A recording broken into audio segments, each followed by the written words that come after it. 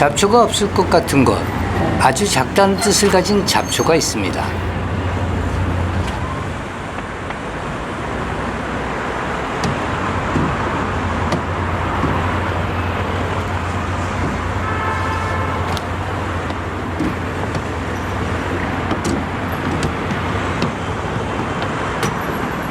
꽃 크기는 3mm, 깨알만하죠.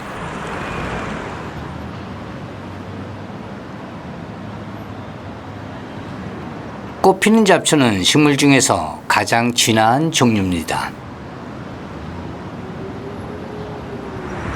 하지만 아무리 진화한 식물이라도 도시살이는 쉽지 않습니다. 무서운 제추기가 항상 돌아다니기 때문이죠.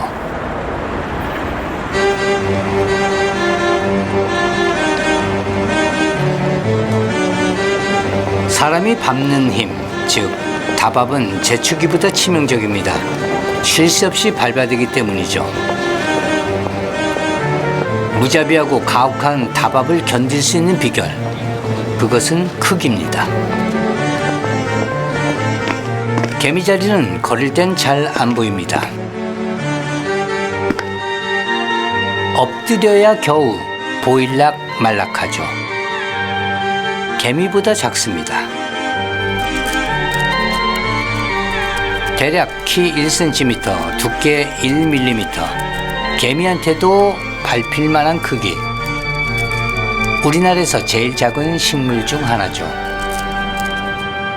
노란 민들레가 개미자리에겐 고층 빌딩입니다. 그래서 개미자리는 밟히기 어렵습니다.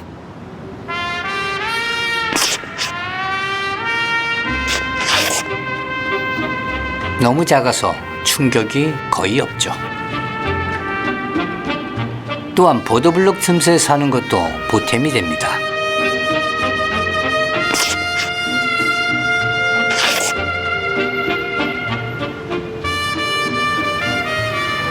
그런데 개미자리가 처음부터 보도블록에 살 수는 없었습니다. 도움이 필요했죠.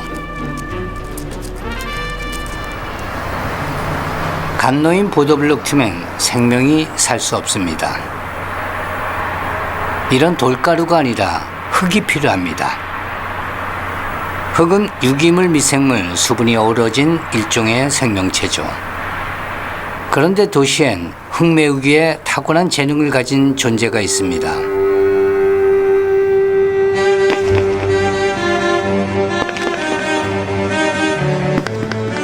개미자리에겐 거대한 덤프트럭이죠. 도심지 흙의 대부분은 인간이 나릅니다. 도시는 하루 평균 4.5km를 걸으며 흙을 뿌리고 다니죠.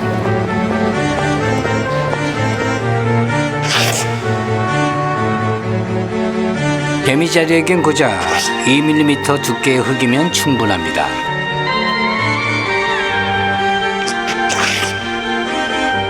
이뿐만이 아닙니다. 도시인의 하루 평균 이동거리는 30km. 다양한 지역에 있는 다양한 성분의 흙들을 섞습니다. 특히 인간은 유기물과 미생물이 풍부한 것. 네, 맛있는 것을 만들고 빈번하게 오가죠.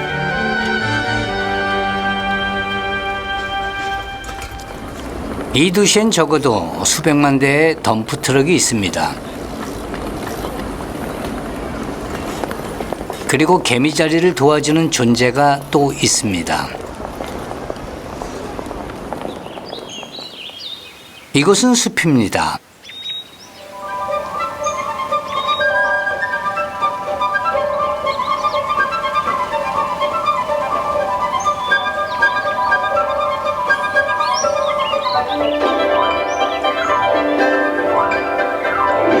이끼리는 숲을 이루고 삽니다. 숲속 공기는 늘 상쾌하고 촉촉하죠. 이끼는 수분을 잘 빨아들이고 오래 간직하는 능력이 있습니다. 그래서 이끼는 다른 생명을 품어 키웁니다.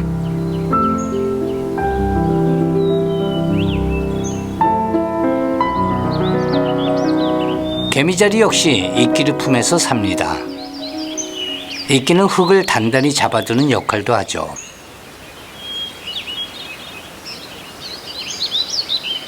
인간, 이끼 등 이웃의 도움으로 개미자리는 꽃을 틔웁니다. 그리고 씨앗을 맺습니다. 씨앗 크기는 이 정도입니다. 이 작은 씨앗에도 뭔가를 해두었습니다. 작은 씨앗에 더 작은 돌기, 정확히 밝혀지진 않았지만 개미나 인간들에게 둘러붙기 위한 장치일 겁니다. 크기는 작아도 삶에 소홀함이 없는 개미자리.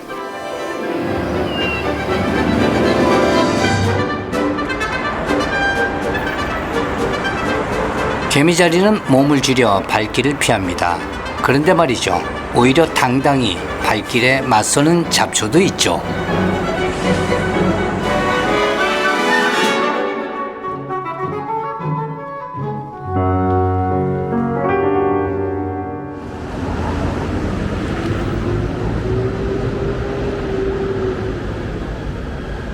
오른쪽 아래 땅에 바짝 붙은 잡초가 있습니다.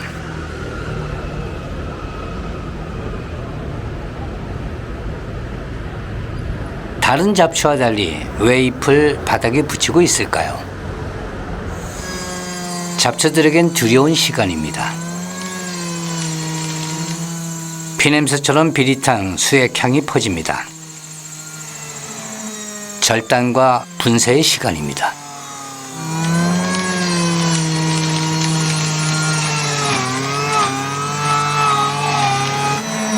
풀베기의 목표는 높게 자란 잡초들입니다.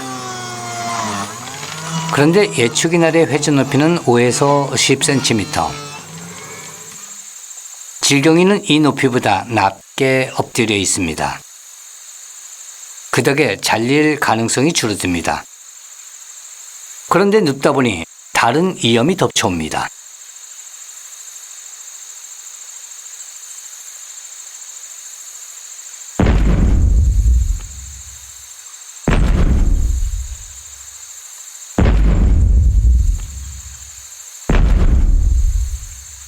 잎이 퍼져 있으면 밟히는 면적도 늘어납니다. 그래서 질경이는 늘 이 모양이죠.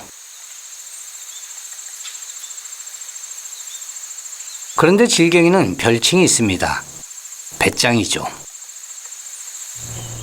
배짱 좋게 길 한복판에 있다는 뜻이죠.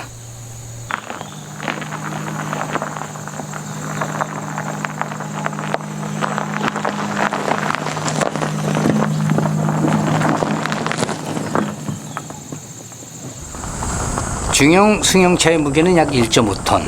이 정도 무게쯤은 거뜬합니다.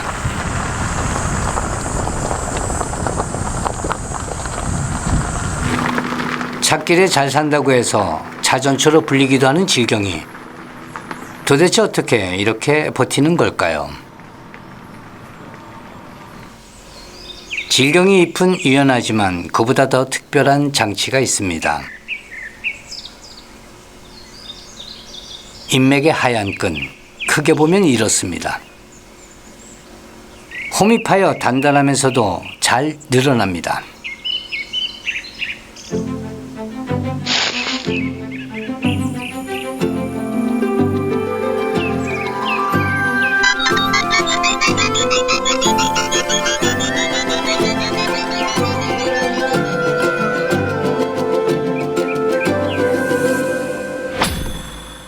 이 탄력 좋은 와이어 덕분에 질경이는 발표도 금세 돌아옵니다.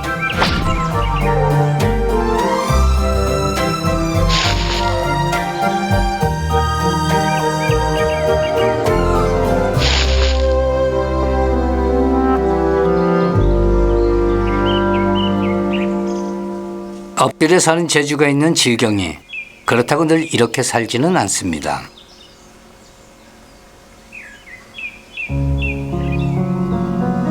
일생에 단 한 번 꼿꼿하게 세우는 때가 있습니다. 바로 꽃대를 세울 때죠. 꽃대엔 작고 검은 씨앗이 달립니다. 이것이 약재로 쓰이는 차전자입니다. 차전초의 씨앗이란 뜻이죠. 그리고 씨앗은 물에 닿으면 본색을 드러냅니다.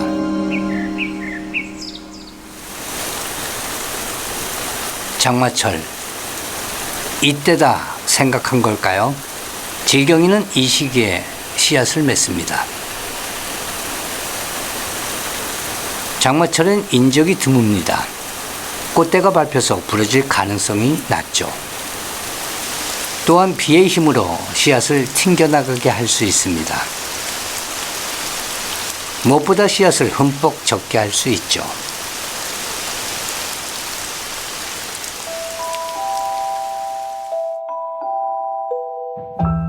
씨앗 바깥이 부풀며 뚱뚱해집니다.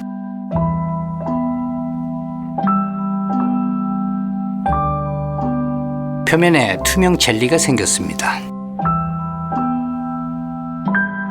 씨앗 껍질은 고흡수성 고분자 물질입니다. 물을 잔뜩 흡수해서 씨앗을 끈끈한 젤리로 만들죠. 이 껍질이 바로 차전자피입니다. 팽창하고 끈적이는 성질 때문에 장 건강 약재로 쓰이죠. 끈끈이가 달린 씨앗, 어디든 붙을 준비를 마쳤습니다.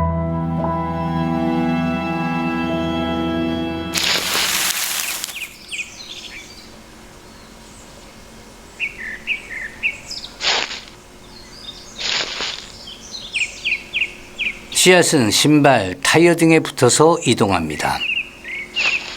그래서 질경이는 길가에 자랍니다. 인간과 자동차가 씨앗을 심었기 때문이죠. 밟히며 사는 질경이.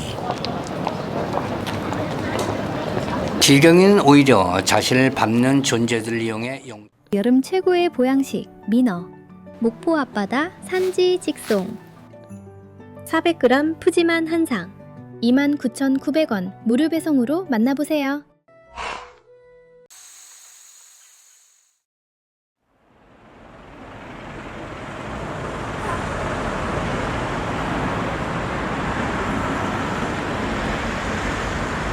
가리거나 막힌 곳 없이 모든 방향으로 트여있는 교차로.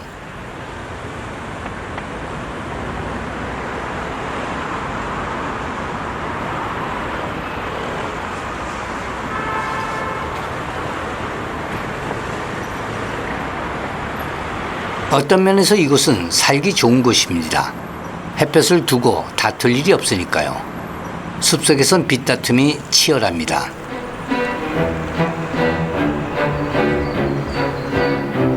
우선 거인 같은 관목이 햇빛을 독차지합니다. 한번 걸러진 햇빛이라도 원하는 이들이 매우 많죠. 거인 아래에서 키 작은 관목들이 남은 햇빛을 가져갑니다. 위에서 다 가져가니 아래엔 햇빛이 거의 없습니다. 키 작은 풀은 이곳에서 살기 어렵습니다. 숲은 경쟁이 무척 심한 곳입니다. 도시의 잡초는 숲속에 살 수 없죠. 도시 잡초에겐 도시가 좋습니다. 그런데 이게 마냥 좋기만 할까요? 폭염이 일상인 시대. 게다가 바닥에 복사열 때문에 키 작은 잡초는 키 큰 인간들보다 훨씬 뜨겁습니다. 사람들이 여러 방법으로 체온을 낮추듯 명화제도 때학볕을 견디는 비결이 있습니다. 먼저 선크림입니다.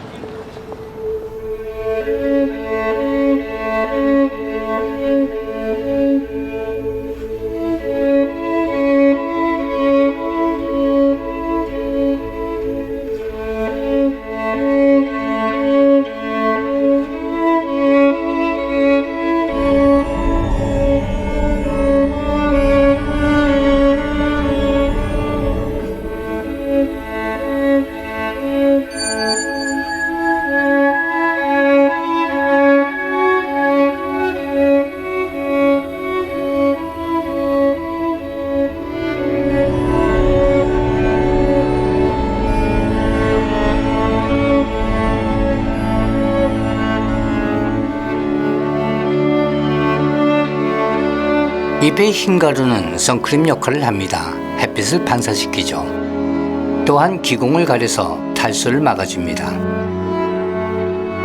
그리고 명아지의 몸통 중 흰 가루가 더 많은 곳이 있습니다.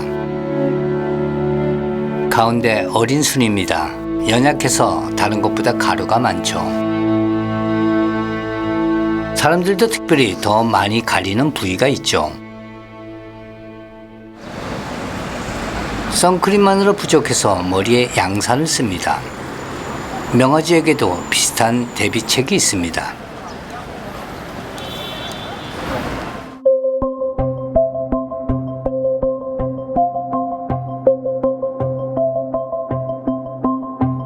명아지도 머리 쪽 잎을 세웁니다. 양산으로 햇빛을 가리듯 잎을 세워 햇빛 받는 면적을 줄이는 거죠. 그런데 이때 더 많은 햇빛에 노출되는 잎 뒷면, 그래서 흰 가루가 가장 많은 곳이 이곳이죠.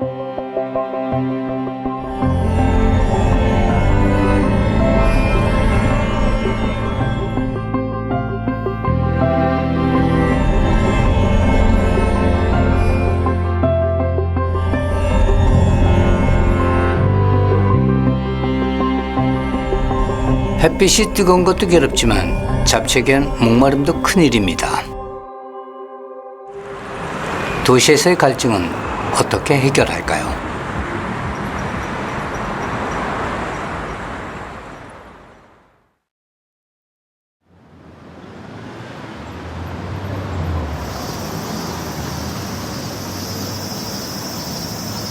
햇빛을 막아주는 육교 아래 자리 잡은 잡초. 벼룩처럼 하찮은 잎 모양에서 비롯된 이름이죠. 잎도 꽃도 눈에 잘 띄지 않습니다. 꽃은 5mm 크기지만 가까이 보면 정교하고 섬세합니다. 그런데 꽃 뒷부분에 털이 나 있습니다. 꽃뿐만 아니라 줄기에도 털이 있습니다. 아랫방향으로 난 털들이죠. 모든 잡초에 털이 있는 것은 아닙니다. 벼룩이 자리 옆에 사는 금방가지똥 줄기엔 털이 전혀 없습니다. 벼룩이 자리 털의 진가는 비 올 때 드러납니다.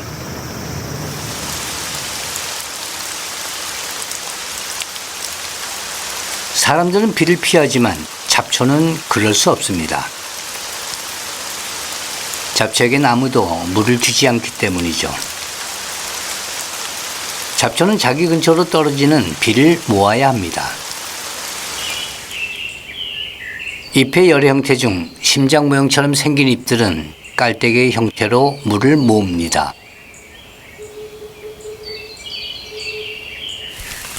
나물로도 먹는 머위가 그렇습니다.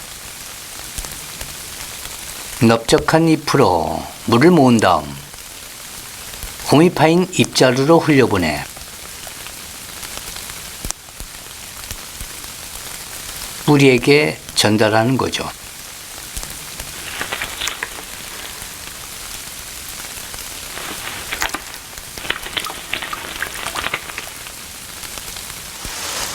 벼룩이 자리에게 햇빛을 막아주던 육교는 이젠 비를 가립니다.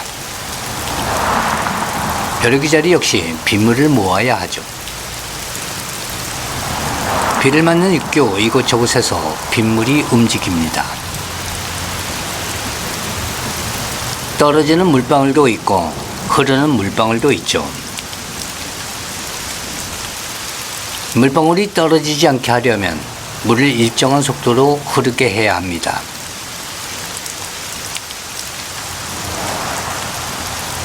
속도를 유지하려면 물길이 있어야 하죠.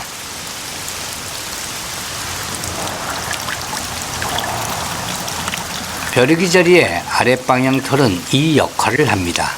물길 역할이죠.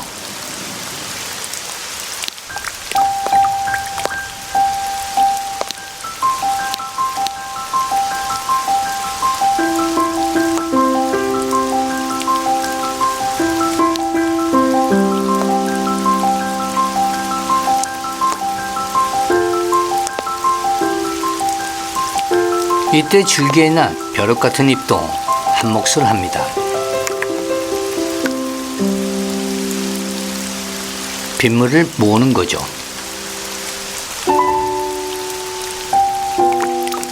(5mm의) 콩알만한 잎.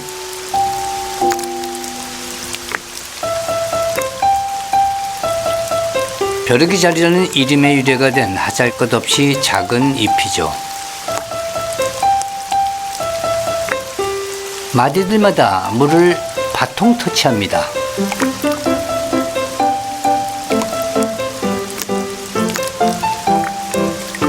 여러 줄기가 물을 모아 뿌리로 보냅니다.